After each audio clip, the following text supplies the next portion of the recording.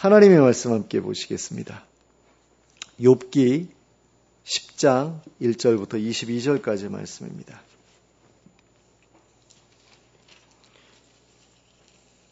욥기 10장 1절부터 22절까지 함께 보시겠습니다.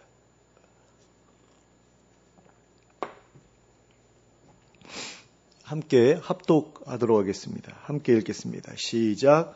내 영혼이 살기에 곤비하니 내 불평을 토로하고 내 마음이 괴로운 대로 말하리라. 내가 하나님께 아뢰오리니 나를 정죄하지 마시옵고 무슨 까닭으로 나와 더불어 변론하시는지 내게 알게 하옵소서. 주께서 주의 손으로 지으신 것을 학대하시며 멸시하시고 악인의 꾀에 빛을 비추시기를 선히 여기시나이까. 주께도 육신의 눈이 있나이까. 주께서 사람처럼 보시나이까.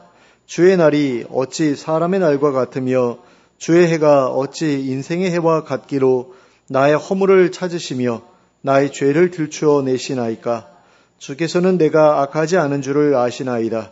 주의 손에서 나를 벗어나게 할 자도 없나이다. 주의 손으로 나를 빚으셨으며 만드셨는데 이제 나를 멸하시나이까. 기억하옵소서. 주께서 내 몸 지으시기를 흙을 뭉치듯 하셨거늘 다시 나를 티끌로 돌려보내려 하시나이까. 주께서 나를 젖과 같이 쏟으셨으며 엉킨 젖처럼 엉기게 하지 아니하셨나이까. 피부와 살을 내게 입히시며 뼈와 힘줄로 나를 엮으시고 생명과 은혜를 내게 주시고 나를 보살피심으로 내 영을 지키셨나이다. 그러한데 주께서 이것들을 마음에 품으셨나이다. 이 뜻이 주께 있는 줄을 내가 아나이다.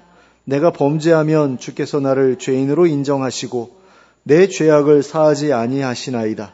내가 악하면 화가 있을 것이오며 내가 의로울지라도 머리를 들지 못하는 것은 내 속에 부끄러움이 가득하고 내 환난을 내 눈이 보기 때문이니이다.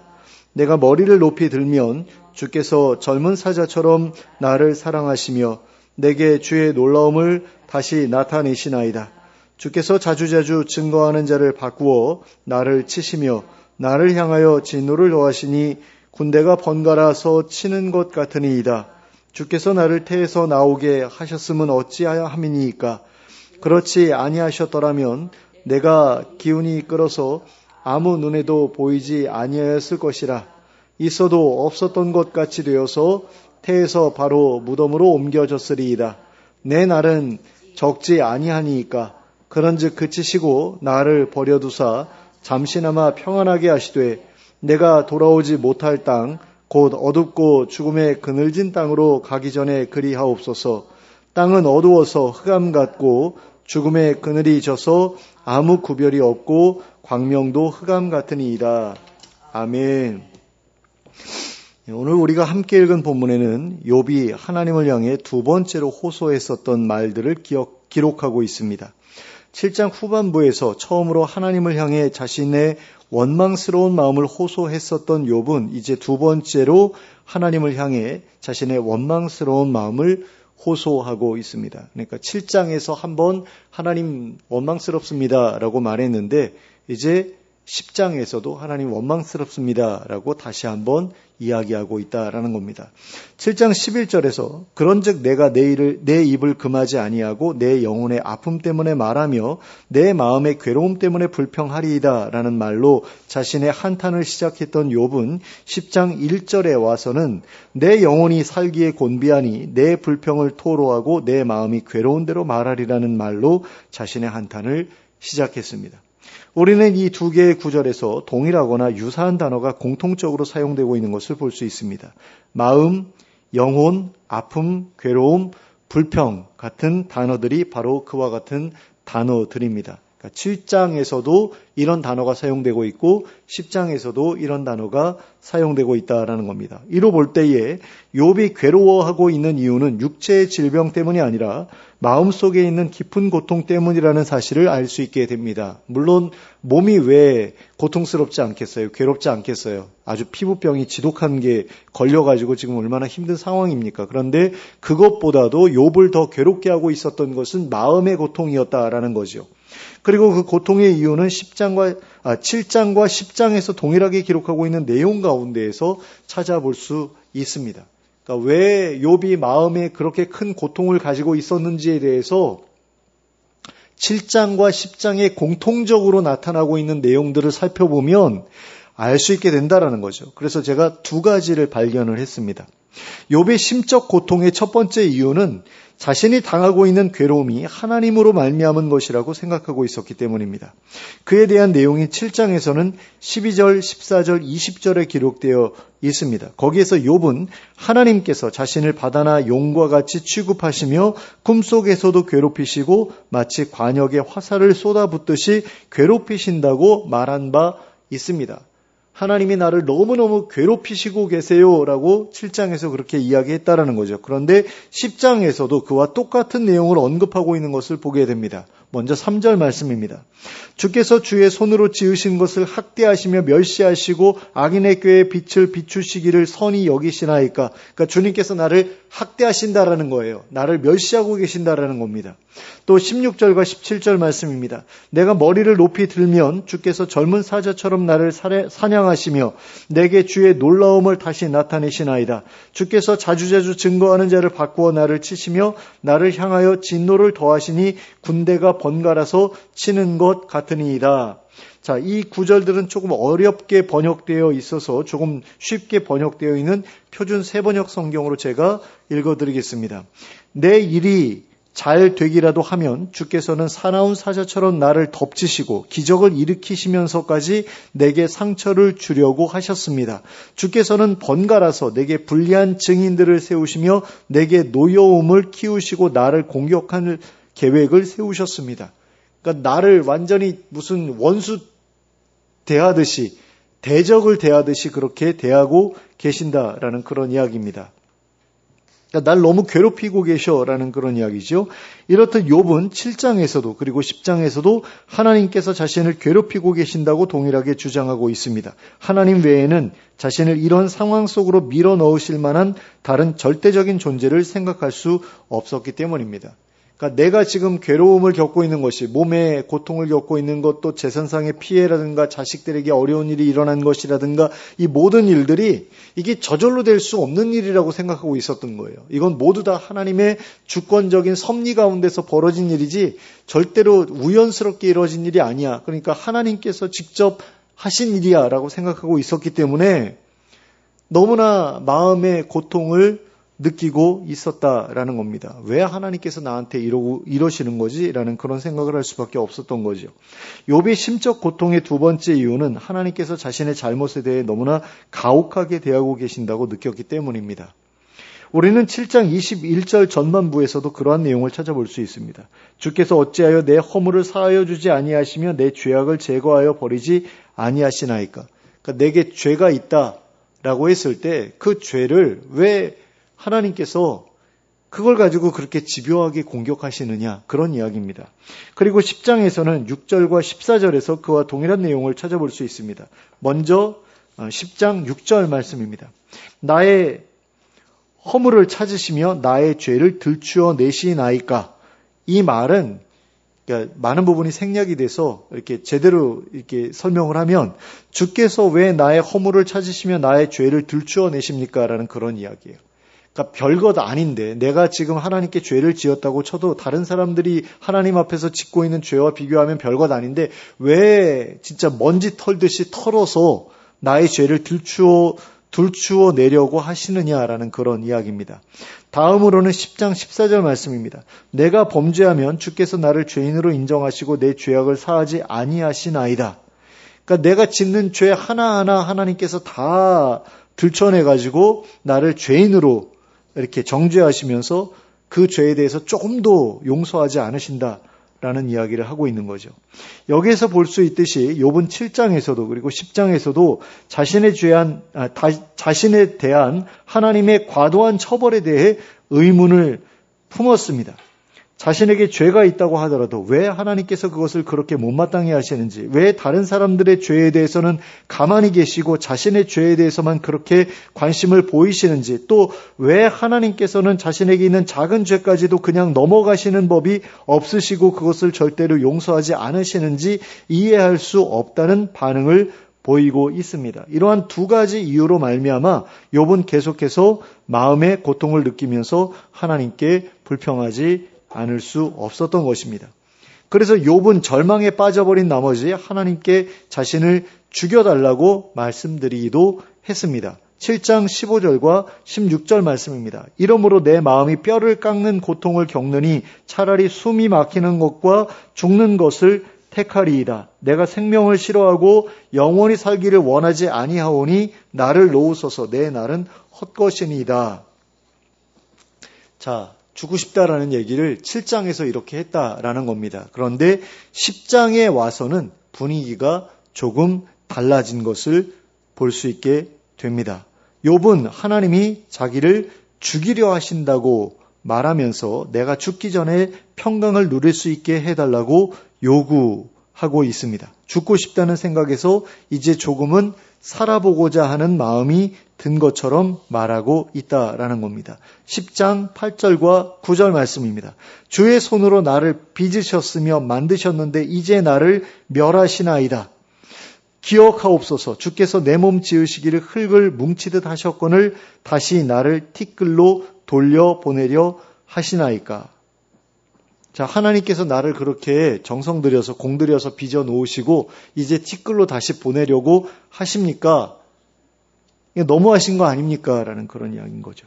또 20절과 21절에서는 이렇게 말하고 있습니다. 내 날은 적지 아니하니이까 그런즉 그치시고 나를 버려두사 잠시나마 평안하게 하시되 내가 돌아오지 못할 땅 그 어둡고 죽음의 그늘진 땅으로 가기 전에 그리하옵소서. 그러니까 내가 이제 얼마 안 있으면 죽을 것 같은데 하나님 그때까지만이라도 좀 편안히 살다가 가게 해 주십시오라는 그런 이야기예요. 그러니까 7장에서는 좀 빨리 죽었으면 좋겠습니다라고 그랬는데 이제는 빨리 죽었으면 좋겠습니다가 아니라 내가 얼마 안 있으면 죽을 것 같은데 그래도 좀 제대로 살아보고 싶습니다라는 그런 이야기를 하고 있다라는 겁니다. 그러면 이러한 변화는 도대체 어디에서부터 시작된 것일까요? 그것은 7장에서는 전혀 언급된 적이 없다가 10장에서 처음으로 다루어진 한 가지 내용과 연관이 있다고 할 수 있을 것입니다. 그것은 바로 하나님께서 사람을 얼마나 귀하게 지으셨는가 하는 것을 욥이 기억하게 된 일이라고 할 수 있겠습니다. 그 내용을 8절부터 13절까지 해서 찾아볼 수 있습니다. 먼저 8절과 9절 말씀을 다시 한번 보겠습니다. 주의 손으로 나를 빚으셨으며 만드셨는데 이제 나를 멸하시나이까. 기억하옵소서. 주께서 내 몸 지으시기를 흙을 뭉치듯 하셨거늘 다시 나를 티끌로 돌려보내려 하시나이까. 자, 이 말이 무슨 뜻입니까? 하나님께서 얼마나 나를 공들여 만드셨습니까? 그런데 이제 이렇게 쉽게 저를 죽이려고 하십니까? 라는 그런 이야기입니다. 또 10절부터는 한 절씩 살펴보도록 하겠습니다. 10절 말씀입니다. 주께서 나를 젖과 같이 쏟으셨으며 엉긴 젖처럼 엉기게 하지 아니하셨나이까. 자, 오랜 시간 우유를 저어 버터를 만드는 것처럼 자신을 공들여 빚으셨다고 표현하고 있습니다. 그 다음으로 11절 말씀입니다. 피부와 살을 내게 입히시며 뼈와 힘줄로 나를 엮으시고. 자, 이 또한 하나님께서 자신을 만드실 때에 얼마나 섬세하게 만드셨는가 하는 것을 이야기하고 있다고 하겠습니다. 그 다음으로는 12절 말씀입니다. 생명과 은혜를 내게 주시고 나를 보살피심으로 내 영을 지키셨나이다. 그러니까 하나님께서 자신의 몸을 조성하신 후에 새로운 생명을 주어 살아있는 영이 되게 하셨다고 표현하고 있습니다. 그 다음으로 13절 말씀입니다. 그러한데 주께서 이것들을 마음에 품으셨나이다. 이 뜻이 주께 있는 줄을 내가 아나이다. 그러면 여기에서 말하고 있는 이것들이란 도대체 무엇을 말하는 것일까요? 바로 8절과 9절에서 말했던 것처럼 욥을 멸하여 티끌로 돌려보내시려는 계획을 의미합니다. 그 계획을 하나님께서 마음에 품으셨다라는 겁니다. 그러니까 그렇게 나를 공들여 만들어 놓으시고 이제 나를 죽이려는 계획을 세워 놓으셨습니까? 라는 그런 이야기입니다. 근데 한번 생각해 보시기 바랍니다. 3장과 7장에서 욥이 얼마나 자신의 죽음을 간절히 바랐습니까? 그런데 이제 와서는 그러한 하나님의 계획이 너무나 부당하다고 말하고 있는 겁니다. 나를 그토록 수고로이 만들어 놓으시고서 이제 와서 이렇게 무가치하게 처분해 버리려 하시는 것입니까? 라고 말하고 있는 것입니다. 그런데 욥이 여기에서 하고 있는 말처럼 우리의 몸이 하나님의 놀라운 섭리 중에 창조되었다고 하는 것은 분명한 사실입니다. 다윗도 시편 139편 13절부터 16절까지 해서 다음과 같이 고백하고 있습니다. 주께서 내 내장을 지으시며 나의 모태에서 나를 만드셨나이다. 내가 주께 감사하옴은 나를 지으심이 심히 기묘하심이라. 주께서 하시는 일이 기이함을 내 영혼이 잘 아나이다. 내가 은밀한 데서 지음을 받고 땅의 깊은 곳에서 기이하게 지음을 받은 때에 나의 형체가 주의 앞에 숨겨지지 못하였나이다. 내 형질이 이루어지기 전에 주의 눈이 보셨으며 나를 위하여 정한 날이 하루도 되기 전에 주의 책에 다 기록이 되었나이다. 이 얼마나 아름다운 묘사입니까? 성경은 이처럼 우리 인생들이 결코 우연히 만들어진 존재가 아니라고 말씀하고 있습니다. 우리의 탄생은 모두 다 하나님의 놀라운 섭리 가운데에서 계획적으로 이루어진 일입니다. 하나님께서 친히 우리의 몸을 우리 모친의 태중에서 조직하시고 그 몸에 새로운 생명을 주셔서 우리로 살아 움직이게 하신 것입니다.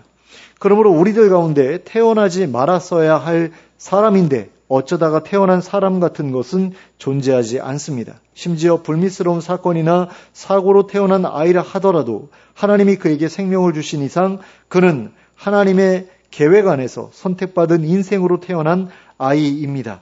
하나님께서 그를 친히 지으셨기 때문입니다. 부모님이 태중에서 지우기 위해 그렇게 가진 노력을 다 했는데도 이 세상에 태어난 사람들도 있습니다. 그 사람들 역시 하나님의 보호하심 때문에 세상에 빛을 보게 된 사람들입니다. 그러므로 그렇게 태어난 사람들 역시 하나님의 섭리 가운데 이 세상에 존재하게 된 사람들이 분명합니다. 그런데 그렇게 하나님의 특별한 섭리로 인해 이 세상에 존재하게 된 귀중한 사람들이 때때로 어린 나이에 또는 젊은 나이에 지독한 질병에 걸려 고통을 받게 되기도 하고 심지어는 너무나 이른 나이에 죽음을 맞이하게 되기도 합니다. 이것은 참으로 이해하기 어려운 일입니다. 그러므로 그와 비슷한 상황에 처해 있는 사람이라면 그 누구라도 이렇게 질문할 수 있을 것입니다. 하나님께서 저를 얼마나 귀하게 만드셨는데 제 몸에 질병도 주시고 장애도 주시고 이렇게 짧은 시간을 보내다가 다 망가진 몸으로 티끌로 돌아가게 하십니까? 그렇게 공들여 만들어서 세상에 태어나게 해주셨으면서 왜 그렇게 지독한 질병을 주셔서 고통 가운데 지내다가 이렇게 이른 나이에 죽으라고 하시는 것입니까? 자, 그러나 이러한 질문들은 어떻게 보면 우리의 책임을 하나님께 돌리는 질문이나 다름이 없는 질문들입니다. 왜냐하면 우리에게 찾아온 질병과 죽음은 우리 인류가 스스로 자초해서 발생하게 된 문제이기 때문입니다. 그와 같은 일들은 우리가 지금까지도 최초의 창조 상태 그대로 에덴 동산에서 살아가고 있었다면 절대로 우리에게 찾아올 일이 없었던 일들이기 때문입니다. 우리의 죄가 우리를 에덴에서 밖으로 쫓아내었고 그 결과 우리가 지금과 같이 고통스러운 상황 가운데에서 살아가게 되었기 때문입니다. 그런 점에서 우리가 이 세상에서의 삶이 괴롭다는 이유로 하나님께 불평을 늘어놓는다면 결국 하나님께서는 그 모든 일이 우리 스스로 선택한 일이었음을 지적하실 것입니다. 나는 세상을 아름답게 만들었고 너희 또한 아름답게 만들었다. 그런데 그 아름다운 세상을 파괴한 것이 바로 너희가 아니냐. 너희의 죄로 인해 세상이 파괴되었고 지금도 파괴되어 가고 있지 않으냐. 자, 이렇게 질문하실 것이다 라는 겁니다. 그러니까 우리의 삶을 파괴한 것도 그리고 우리의 삶의 터전을 파괴한 것도 바로 우리라는 겁니다. 결국 우리가 삶의 고통을 피할 수 없게 된 것은 바로 우리의 선택 때문인 것입니다. 우리가 죄를 선택했기 때문에 죄가 세상에 들어왔고 아름답게 창조되었던 인간과 그를 위해 창조되었던 모든 세상이 죄로 말미암아 파괴되어 버린 것입니다. 그러므로 우리는 하나님께 어째서 우리에게 이렇게 지독한 고통을 주십니까? 어째서 우리의 생명을 그렇게 빨리 거두어 가십니까? 라고 원망할 수 없습니다. 그 모든 일들이 모두 다 우리가 자초한 일들이기 때문입니다. 그런데 우리에게는 그것보다 더 심각한 문제가 아직까지 남아 있습니다. 그것은 우리가 아직까지도 그 악한 일들을 계속해서 선택해 나가고 있다는 것입니다. 우리가 아직도 죄에 사로잡힌 채 계속해서 우리의 삶과 인간 사회와 자연 환경을 파괴해가고 있다는 것입니다. 특히 우리는 우리 자신에 대한 파괴적인 행동을 중단하지 않고 계속해 나갈 때가 많습니다.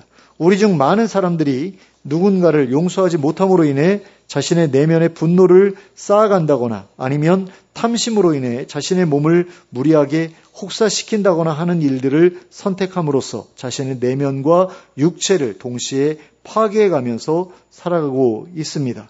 그러므로 이제 우리는 우리 자신을 파괴해가는 일들을 멈추기 위해 자기 자신이 하고 있는 일들이 어떤 일들인지를 돌아볼 필요가 있습니다. 성경이 성령께서 거하시는 성전이라고 선언하고 있는 우리의 몸을 그 정신에서부터 육체에 이르기까지 건강한 상태로 유지하기 위해 노력하는 모습들이 우리에게 있어야만 합니다. 단지 술이나 담배를 하지 않고 있다는 것만으로는 충분하지 않습니다. 몸에 좋지 않은 것들은 다 피하고 몸에 좋은 것들만 섭취하고 있는 것으로도 충분하지 않습니다. 날마다 적당한 운동을 거르지 않고 있다는 것으로도 충분하지 않습니다. 그런 일들도 중요한 일이긴 합니다. 그러나 하나님께서 참으로 귀하게 창조하신 나 자신을 그 가치 그대로 유지하기 위해서 우리가 가장 먼저 해야 할 일은 바로 우리의 영혼을 건강하게 유지하는 일이라고 할 수 있겠습니다.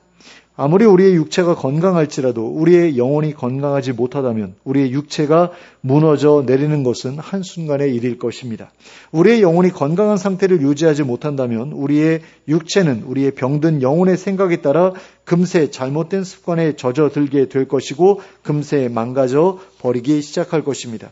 욥이 자신을 괴롭히고 있는 질병에 대하여 자신의 책임을 찾지 못했던 이유는 그가 자신의 육체를 해칠 만한 어떤 일도 하지 않았기 때문이었습니다. 그는 탐식하는 습관에 젖어 있지도 않았고 수많은 여인들과 향락을 즐기던 사람도 아니었습니다. 게다가 술을 과도하게 마시는 사람도 아니었습니다. 그러므로 그는 자신이 하나님께 이유 없이 맞아서 그렇게 된 것이라고 생각하지 않을 수 없었습니다.